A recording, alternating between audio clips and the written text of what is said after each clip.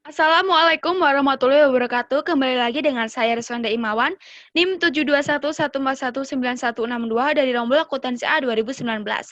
Nah, kita akan membahas bab 9 yaitu keamanan informasi. Saya menggunakan sumber materi dari buku Sistem Informasi Manajemen edisi 10 karya Raymond McLaughlin dan George Pascal, penerbit Salemba 4. Yang pertama adalah kebutuhan organisasi akan keamanan dan pengendalian. Nah, saat ini banyak perusahaan mencari keamanan sistem yang tidak menghambat ketersediaan informasi bagi pihak-pihak yang memiliki otorisasi untuk mendapatkannya. Nah, pemerintah juga mencari keamanan sistem yang tidak melanggar hak pribadi perorangan. Hal-hal ini adalah keseimbangan sulit untuk didapatkan. Nah, selanjutnya kita akan membahas lebih jauh mengenai keamanan informasi ini. Satunya adalah keamanan informasi. Nah, keamanan informasi ini adalah perlindungan baik untuk peralatan komputer dan fasilitas data dan informasi dari penyalahgunaan pihak-pihak yang tidak berwenang. Nah, tujuan utama dari keamanan informasi ini adalah kerahasiaan dan ketersediaan serta integritas. Nah, manajemen keamanan informasi ini dapat mewujudkan tujuan tersebut dengan menjalankan program tersebut setiap hari. Pemikiran saat ini menyatakan bahwa aktivitas keamanan ini tuh harus dikelola oleh Direktur Pengawas Informasi Perusahaan yang memimpin fasilitas keamanan yang terpisah dan melaporkan langsung ke CEO. Selanjutnya adalah manajemen keamanan informasi. Nah, pada bentuk yang paling dasar, manajemen keamanan informasi ini memiliki 4 tahap, yaitu mengidentifikasi ancaman yang dapat menyerang sumber daya informasi perusahaan, mendefinisikan risiko yang dapat disebabkan oleh ancaman-ancaman tersebut, kemudian menentukan kebijakan keamanan informasi, kemudian mengimplementasikan pengendalian untuk mengatasi risiko tersebut. Nah, kepatuhan terhadap tolak ukur menggantikan pertimbangan ancaman dan risiko dengan tolak ukur keamanan informasi yang baik, yang biasanya disediakan oleh pemerintah atau asosiasi industri. Lanjut ada ancaman. Ancaman keamanan informasi ini adalah orang, organisasi, mekanisme, atau peristiwa yang memiliki potensi untuk membahayakan sumber daya informasi perusahaan.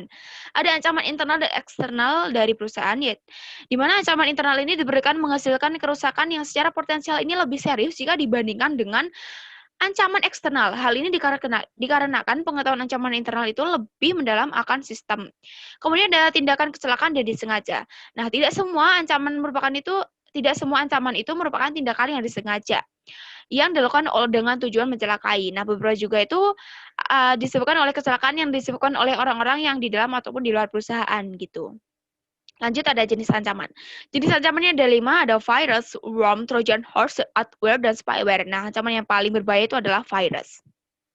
Lanjut ada resiko. Nah, resiko keamanan ini merupakan potensi yang tidak diharapkan dari pelanggaran keamanan informasi oleh ancaman keamanan informasi. Ada 5 bentuk resiko, yaitu pengungkapan informasi yang tidak terotorisasi dan pencurian, kemudian ada penghancuran yang tidak terotorisasi dan penolakan layanan, kemudian ada penggunaan yang tidak terotorisasi, terakhir ada modifikasi yang tidak terotorisasi. Lanjut ada persoalan e-commerce. E-commerce atau perdagangan elektronik ini telah memperkenalkan suatu permasalahan keamanan baru, yaitu adanya pemalsuan kartu kredit. Nah, untuk mengatasi masalah ini, perusahaan-perusahaan kartu kredit itu telah mengimplementasikan program yang ditujukan secara khusus untuk keamanan kartu kredit e-commerce. Di antaranya itu membuat kartu kredit sekali pakai dan praktik keamanan yang diwajibkan oleh Visa gitu. Lanjut ada manajemen risiko. Nah, pendefinisian risiko ini terdiri atas 4 langkah, ada identifikasi aset-aset bisnis yang dilindungi dari risiko, kemudian menyadari risikonya, kemudian menentukan tingkatan dampak pada perusahaan jika risiko benar-benar terjadi, kemudian menganalisis kelemahan perusahaan. Nah, kemudian ada tingkat keparahan dari dampak risiko ini.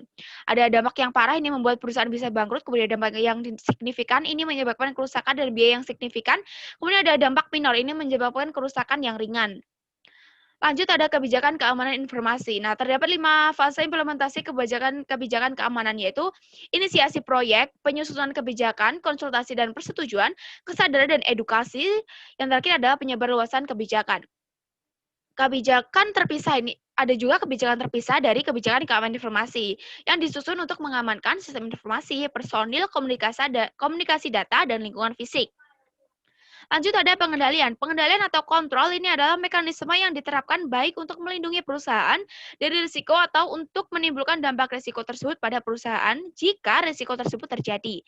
Pengendalian ini dibagi menjadi 3 kategori, yaitu ada teknis, formal, dan informal.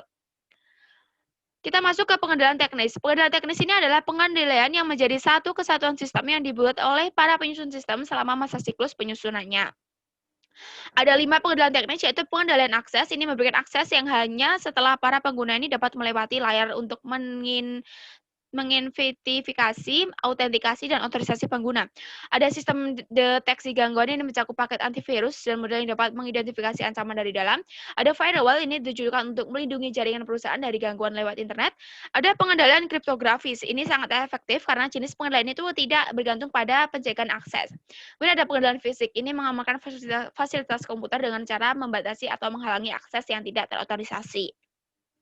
Lanjut ada pengendalian formal. Pengendalian formal ini mencakup penentuan cara berperilaku, dokumentasi prosedur, dan praktik yang diharapkan dan pengawasan serta penjagaan perilaku yang berbeda dari panduan yang berlaku. Nah, pengendalian ini bersifat formal karena manajemen menghabiskan banyak waktu untuk menyusunnya, mendokumentasikannya dalam bentuk tulisan dan diharapkan untuk berlaku dalam jangka panjang gitu. Kemudian ada pengendalian informal. Pengendalian informal ini mencakup program-program pelatihan dan edukasi serta program pembangunan manajemen. Nah, pengendalian ini tuh ditujukan untuk menjaga agar para karyawan perusahaan memahami serta mendukung program keamanan tersebut. Lanjut ada manajemen tingkat pengendalian. Mencapai tingkat pengendalian pada tempatnya gitu.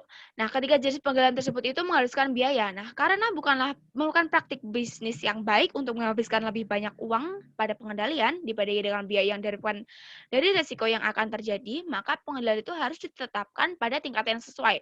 Nah, dengan demikian keputusan untuk mengendalikan pada akhirnya itu dibuat berdasarkan biaya versus dengan keuntungan. Tetapi dalam beberapa industri itu terdapat pula pertimbangan-pertimbangan lain. Nah, hal ini bisa membuat pengendalian itu mencapai tingkat yang sesuai gitu. Lanjut ada dukungan pemerintah dan industri. Nah, beberapa organisasi pemerintah dan internasional ini telah menentukan standar-standar yang ditujukan untuk menjadi panduan bagi organisasi yang ingin mendapatkan keamanan informasi. Beberapa standar ini tuh membentuk tolak ukur yang telah diidentifikasi sebelumnya sebagai penyedia strategi alternatif untuk manajemen risiko. Beberapa pihak tertentu juga menggunakan istilah baseline atau dasar gitu ya. Kemudian ada peraturan pemerintah. Pemerintah ini di Amerika Serikat maupun Inggris itu telah menentukan standar untuk menetapkan peraturan yang ditujukan untuk menanggapi masalah pentingnya keamanan informasi. Yang makin meningkat itu diantaranya ada standar keamanan komputer pemerintah Amerika Serikat dan dibuatnya undang-undang anti terorisme, kejahatan, dan keamanan di Inggris. Lanjut ada standar industri. Nah, The Center of Internet Security atau CIS ini adalah organisasi nirlaba yang didedikasikan untuk membantu para pengguna komputer guna membuat sistem mereka lebih aman.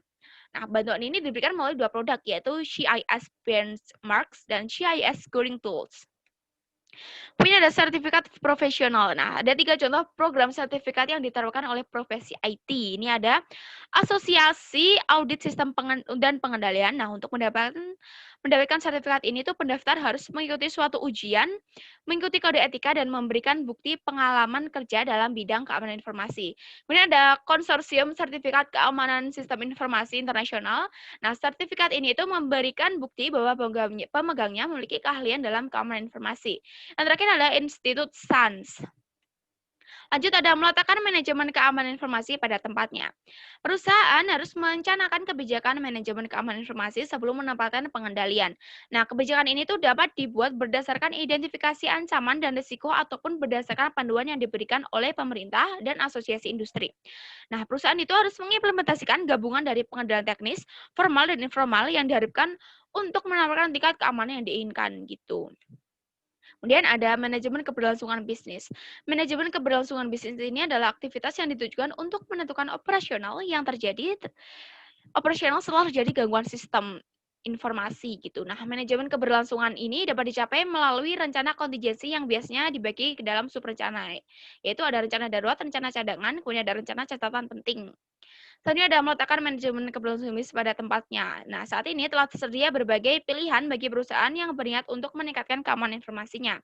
Hal ini tuh merupakan satu aktivitas komputerisasi di mana jalannya tempat itu sudah jelas ada ya teman-teman gitu. Oke, terima kasih telah mendengarkan presentasi dari saya. Semoga video saya bermanfaat bagi teman-teman semua. Saya mohon maaf jika video saya banyak kekurangan. Terima kasih. Wassalamualaikum warahmatullahi wabarakatuh.